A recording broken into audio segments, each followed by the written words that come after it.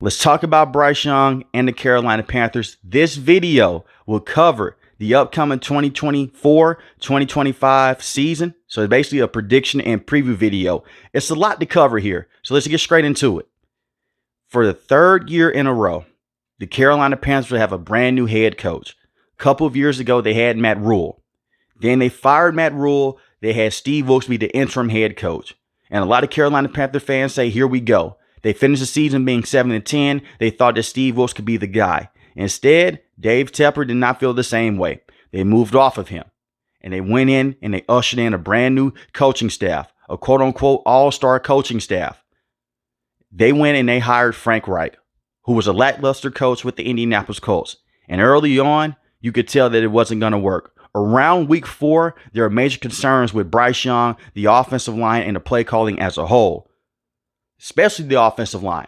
This was not a good offensive line unit last season. Bryce Young got sacked 62 times. That was the second most in the NFL, next to Sam Howell, who was the former starting quarterback for the Washington Commanders. When I look at the Carolina Panthers roster right now, they are significantly better. But I want to talk about Bryce Young first.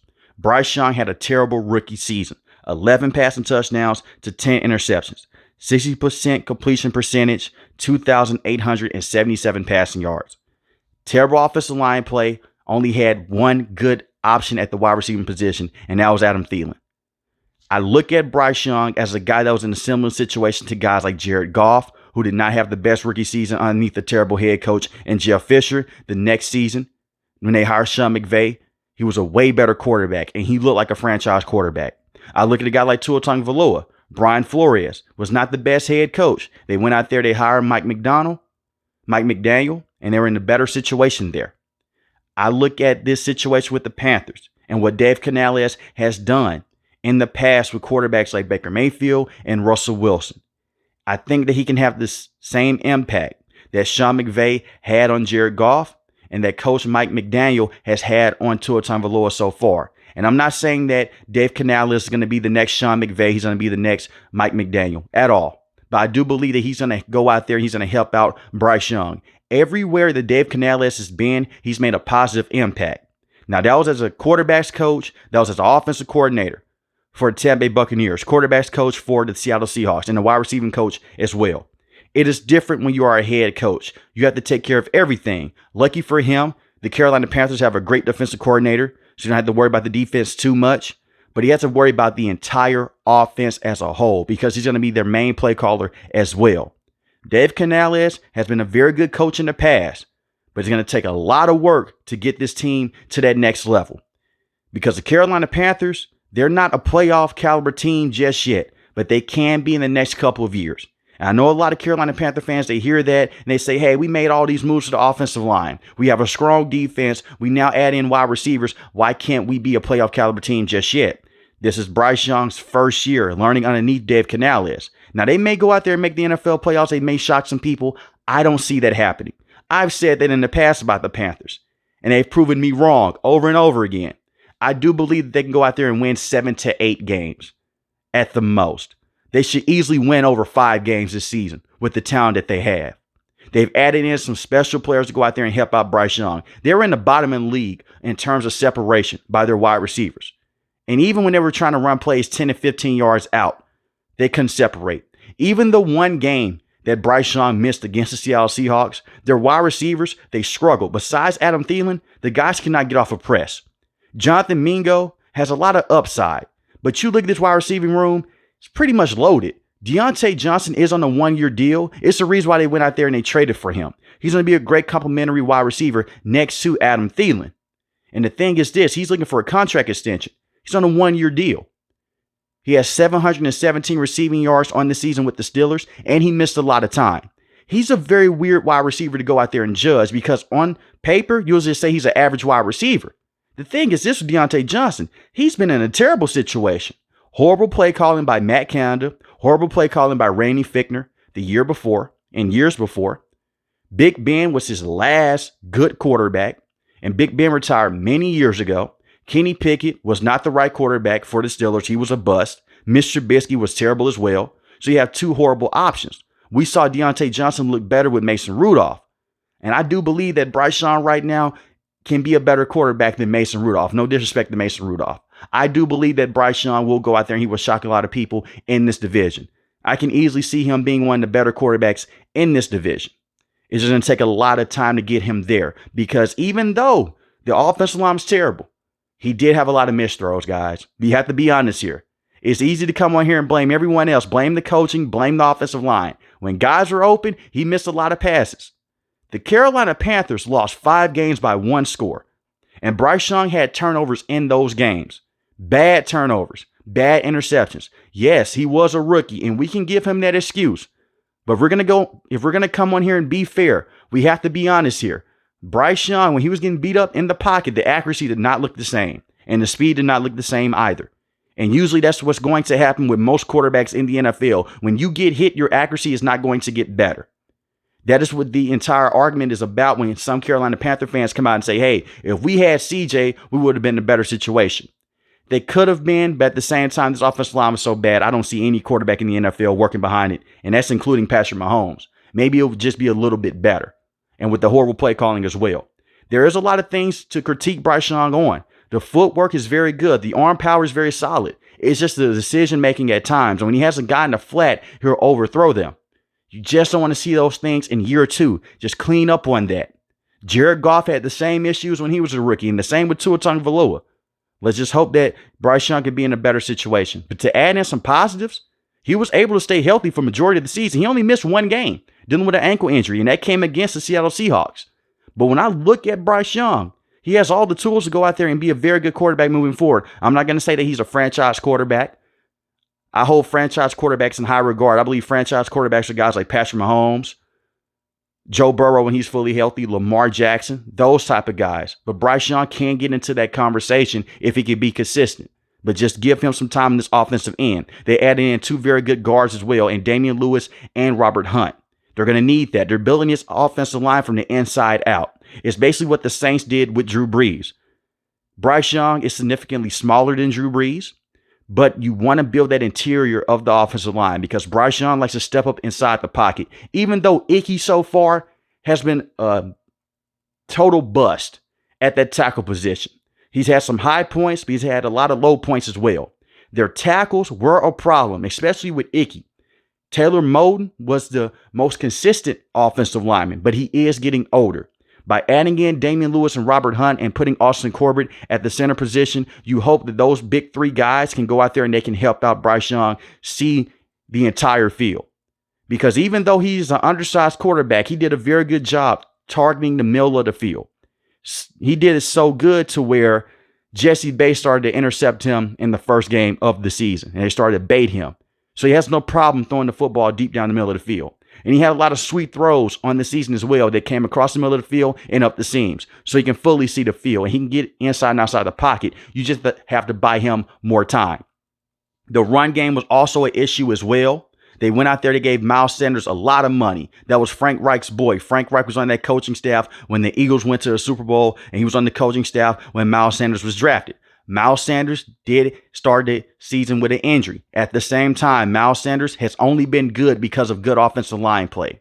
If the Carolina Panthers can go out there and they can find him rushing lanes, he could be a solid running back. In my opinion, he's an average running back at best. That's it. I don't see him going out there and being this complete game changer. Chuba Hubbard should be the top dog in that backfield. And it's also a very interesting thing going on with that backfield. They drafted Jonathan Brooks in the 2nd round, running back from Texas.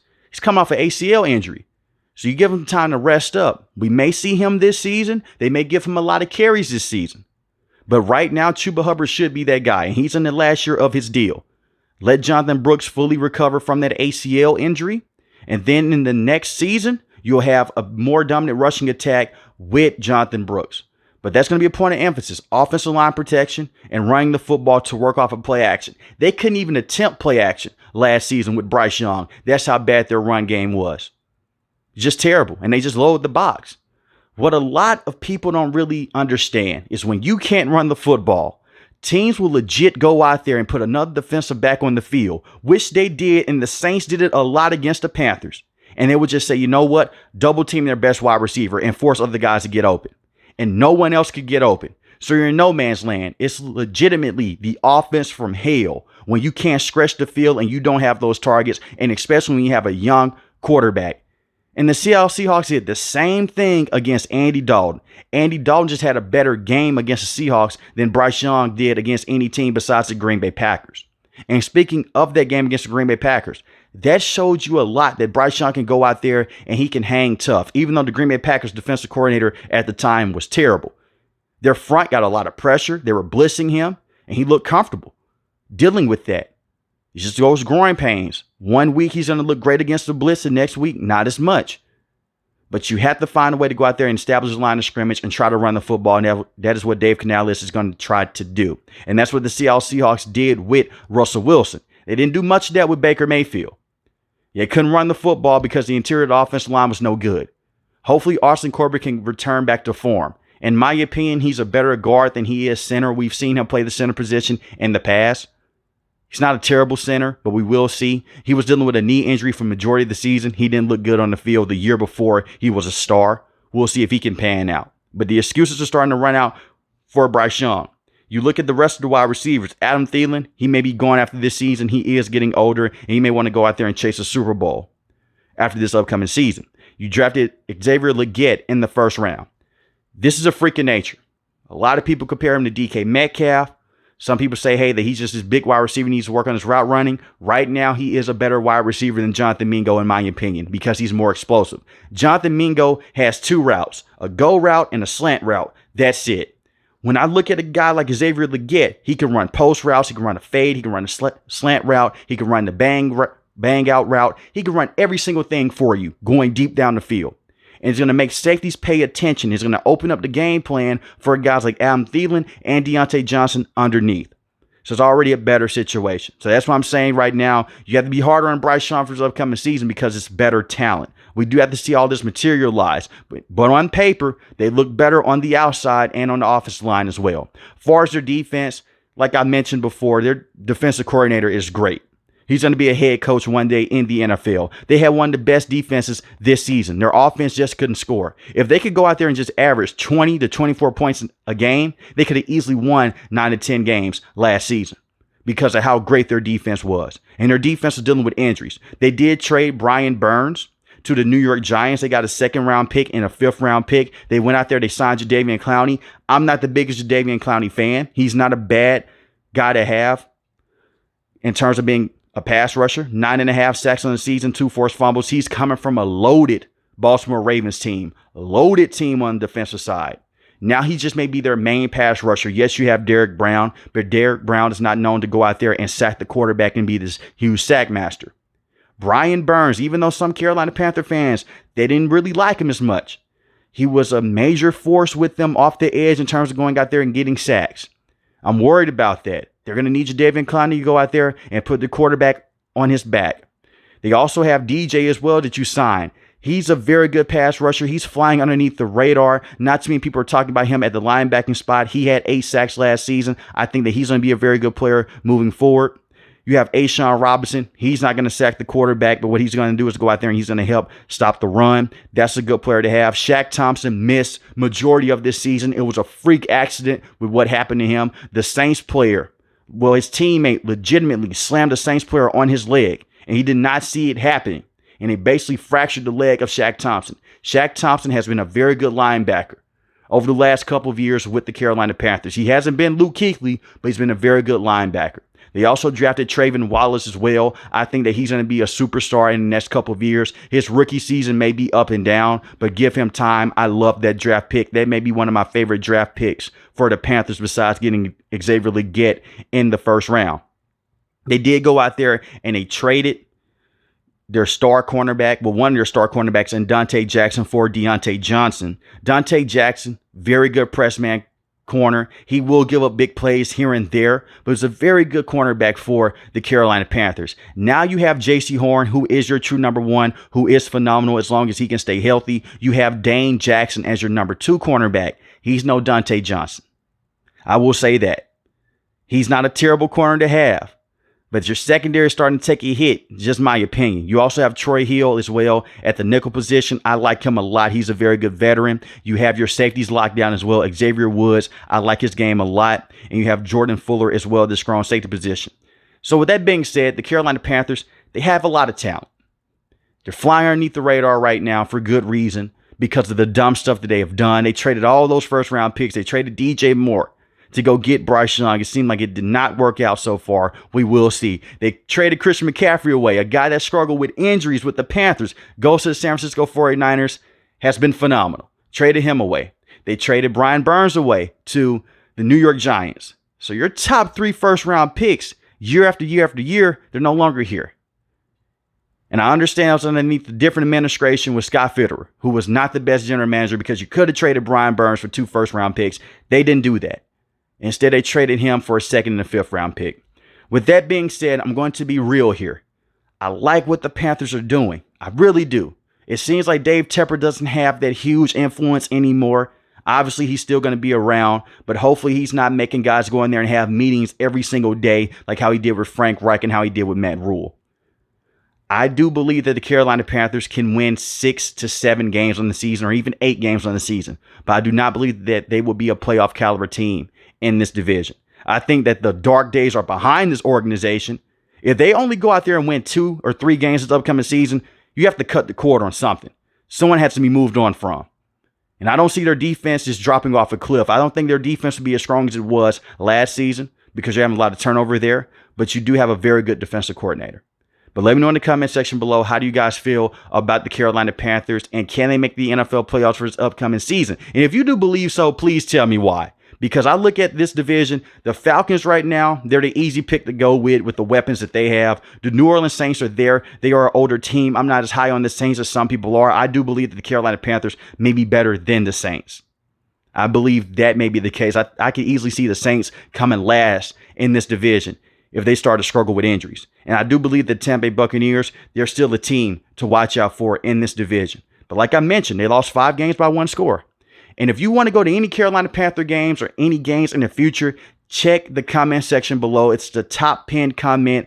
Go to SeatGeek. If it's your first time using SeatGeek, you will save $20 off. And if it's not your first time, use a different email account. Go in there and use code APST to save $20 off of your ticket purchase. Thank me later. Most importantly, want each and every last one of you guys stay safe, stay positive. Thanks for the video, guys, and thanks for supporting the channel. I love every single last one of you guys. I want you guys to stay safe, stay positive. Peace.